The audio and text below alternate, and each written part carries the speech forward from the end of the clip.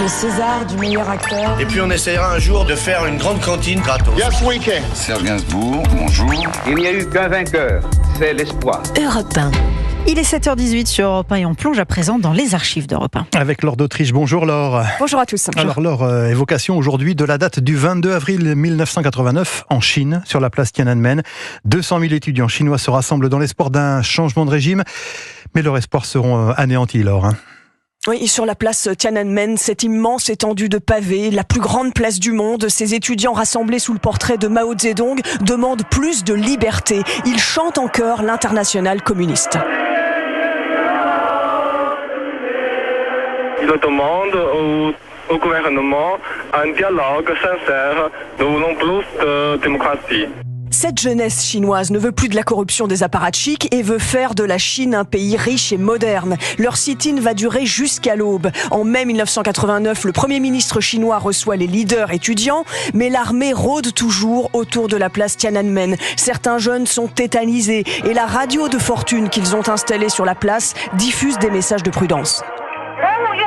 Si l'armée arrive, ne résistez pas, quittez la place, mais personne ne veut croire ici que l'armée du peuple marchera sur le peuple. Sur la place Tiananmen, Claude Bellet, Europe 1. Mais le mouvement est écrasé par les chars le 4 juin 1989. À l'aube, les rues de Pékin sont devenues une zone de guerre. L'armée tire sur les manifestants. Témoignage exceptionnel sur Europe 1. Ils utilisent surtout la mitrailleuse. Une fois les gens tombent, ils font passer les tanks dessus. Après, ils mettent du feu sur les cadavres.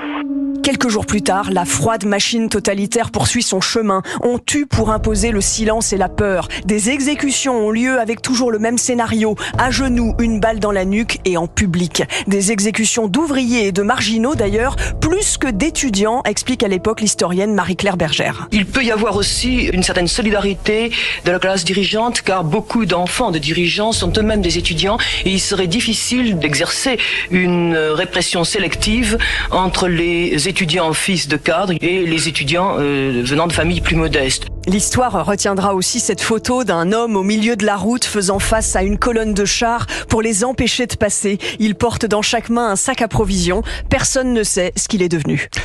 Merci Laure d'Autriche. Réalisation sonore comme tous les jours, Sébastien Guidis. Europe 1 matin.